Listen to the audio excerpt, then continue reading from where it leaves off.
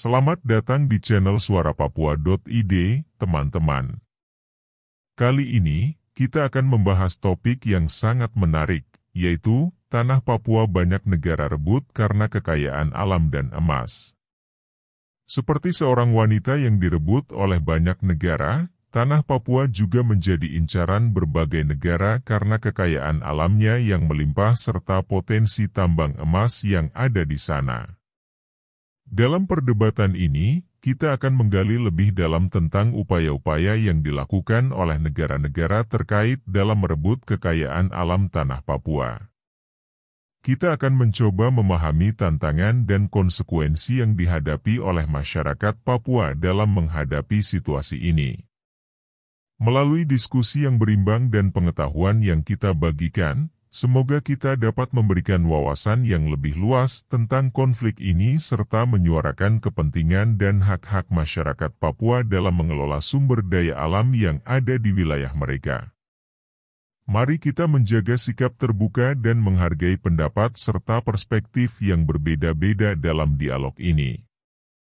Saya berharap diskusi kita dapat membawa pemahaman yang lebih mendalam dan solusi yang adil untuk mengatasi persoalan ini. Selamat menonton dan mari kita berdiskusi dengan bijak. Negara-negara lain tidak pernah melakukan diskusi rapat besar mengenai masuknya orang ke Papua, namun ketika hanya untuk merebut Papua saja, semua negara mulai bicara. Spanyol, Amerika, Australia, Jerman, dan Belanda semuanya tertarik untuk masuk ke Papua. Hal ini menunjukkan betapa istimewanya Papua dibandingkan dengan pulau-pulau lainnya. Papua memiliki sejarah ekspedisi oleh negara-negara seperti Spanyol dan Portugis. Mereka menemukan pulau yang kaya akan keindahan alam, namun tak berpenghuni kecuali ular, burung, buaya, dan nyamuk. Papua memiliki keunikan karena suku-suku yang berbeda mendiami pulau ini. Negara-negara seperti Jerman, Amerika, dan Belanda datang untuk mengajarkan Injil dan membawa peradaban ke Papua. Namun, masuknya misionaris ke Papua tidaklah mudah.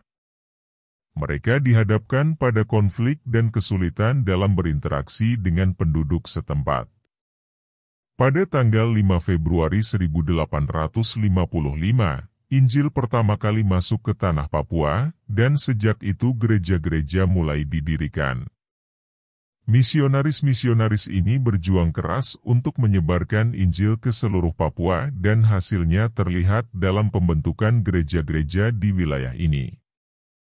Orang Papua memiliki peran penting dalam penyebaran Injil dan pembentukan gereja-gereja di Eropa dan negara-negara lainnya.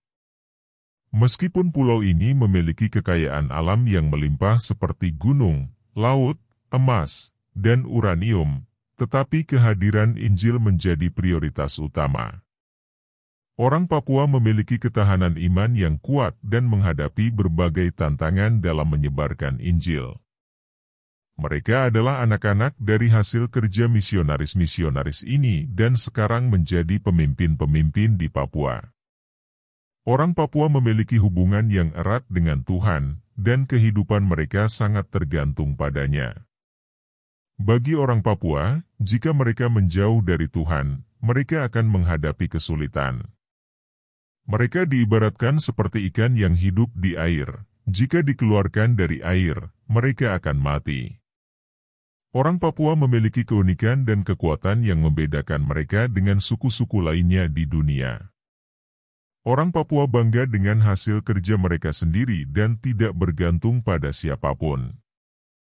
Mereka telah menghadapi berbagai kesulitan dan tantangan dalam hidup mereka, namun mereka tetap teguh dan bergerak maju. Papua adalah satu-satunya tempat di dunia yang tidak terpengaruh oleh pendatang-pendatang dari luar, dan hanya orang Papua yang berjuang membangun peradaban di sana. Orang Papua memiliki kemandirian dan kerja keras yang luar biasa. Mereka tidak hanya berhasil membangun gereja-gereja, tetapi juga terlibat dalam pengembangan pendidikan dan pembangunan di Papua. Mereka adalah orang-orang yang unik dan berharga di mata Tuhan. Papua adalah tempat di mana Injil diterima dan menjadi penghubung antara manusia dengan Tuhan. Kehadiran gereja-gereja dan pemberitaan tentang keselamatan melalui Injil menjadi berkat bagi Papua dan diberitakan ke seluruh dunia. Orang Papua memiliki peran penting dalam penyebaran Injil dan merupakan saksi hidup akan kuasa Roh Kudus. Mereka memiliki semangat yang tak tergoyahkan dan mengabdi kepada Tuhan dengan penuh keyakinan. Orang Papua tidak hanya hidup untuk diri mereka sendiri, tetapi juga untuk melayani orang lain di luar Papua. Mereka adalah contoh nyata dari bagaimana iman dan ketekunan dapat mengubah kehidupan dan membawa berkat kepada banyak orang.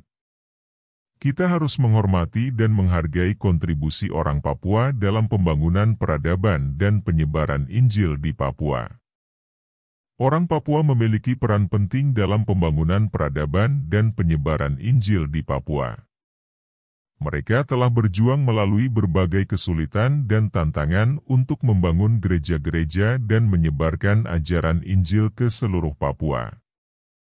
Meskipun terisolasi dan terbatas aksesnya, orang Papua memiliki semangat dan kerja keras yang luar biasa. Sejak Injil pertama kali masuk ke Papua pada tahun 1855, gereja-gereja di Papua terus berkembang dan memiliki peran sentral dalam kehidupan masyarakat Papua. Misionaris-misionaris yang berjuang di Papua membuka sekolah-sekolah, membangun rumah ibadah, dan menyebarkan ajaran-ajaran Kristiani ke berbagai daerah di Papua. Orang Papua sangat berharga di mata Tuhan dan memiliki tempat yang istimewa dalam sejarah dan rencananya. Mereka memiliki nilai yang tak ternilai karena mereka adalah anak-anak Tuhan yang setia dan beriman. Kehadiran gereja-gereja di Papua memberikan harapan, penghiburan, dan panduan rohani bagi masyarakat Papua. Orang Papua juga telah berkontribusi dalam pengembangan pendidikan di Papua. Mereka membangun sekolah-sekolah, melatih guru-guru lokal, dan menyediakan pendidikan bagi generasi muda Papua.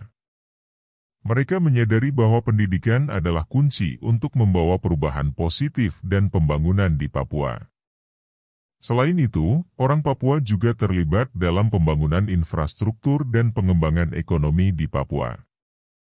Mereka menggunakan sumber daya alam yang ada, seperti pertanian, perikanan, dan pertambangan, untuk meningkatkan kesejahteraan masyarakat Papua. Namun, meskipun ada kemajuan dalam pembangunan dan penyebaran Injil di Papua, tantangan dan masalah masih ada. Konflik sosial, masalah hak asasi manusia, dan kesenjangan ekonomi masih menjadi isu yang perlu diatasi. Penting bagi semua pihak, baik pemerintah maupun masyarakat Papua, untuk bekerja sama dalam mencari solusi yang adil dan berkelanjutan. Orang Papua adalah saksi hidup akan kekuasaan dan kasih Tuhan. Mereka telah menunjukkan semangat, ketekunan, dan keberanian dalam menghadapi tantangan dan kesulitan. Kita semua harus menghormati dan menghargai perjuangan mereka serta terus mendukung pembangunan dan penyebaran ajaran Injil di Papua. Dalam menghadapi masa depan, orang Papua perlu membangun kerjasama yang kuat, baik dengan pemerintah, gereja, maupun masyarakat luas. Hanya dengan kerjasama dan kesatuan, Papua akan terus berkembang dan menjadi tempat yang damai, sejahtera, dan berkeadilan bagi semua penduduknya. Akhirnya, kita semua harus menghormati, menghargai, dan mendukung perjuangan orang Papua dalam membangun peradaban dan menyebarkan ajaran Injil. Mereka adalah warisan yang berharga bagi bangsa Indonesia dan dunia. Semoga Tuhan terus memberkati Papua dan membimbing setiap langkah mereka dalam mencapai masa depan yang lebih baik. Dalam penutup, kita dapat merangkum perbincangan kita tentang Papua sebagai wanita yang direbutkan oleh bangsa-bangsa dengan sebuah harapan dan pesan. Marilah kita semua mengakhiri upaya untuk memperebutkan dan mengeksploitasi tanah Papua serta kekayaan alamnya. Sebagai manusia, kita harus menghormati hak-hak asasi manusia, memajukan perdamaian, dan mempromosikan keadilan bagi rakyat Papua. Sekaranglah saatnya untuk membangun pemahaman, penghormatan, dan kerjasama antara Papua dan bangsa-bangsa lainnya. Marilah kita membuka ruang dialog yang sejati, memperkuat toleransi, serta mencari solusi yang adil dan berkelanjutan bagi Papua. Dalam perjalanan menuju masa depan yang lebih baik, mari kita bekerja bersama untuk menghormati keberagaman budaya dan mempromosikan pembangunan yang berkelanjutan di Papua. Semoga kebijaksanaan, kedamaian, dan keadilan menjadi dasar bagi Papua yang sejahtera. Terima kasih telah bergabung dengan kami di channel Suara Papua ID. Mari terus memperjuangkan keadilan dan hak-hak rakyat Papua. Sampai jumpa di kesempatan berikutnya. 30 tahun ke depan, 50 tahun ke depan, hilangnya dan punahnya orang Papua, itulah kedatangan Presiden Republik Indonesia ke-17 kali di tanah Papua. Itu bagian dari penjajakan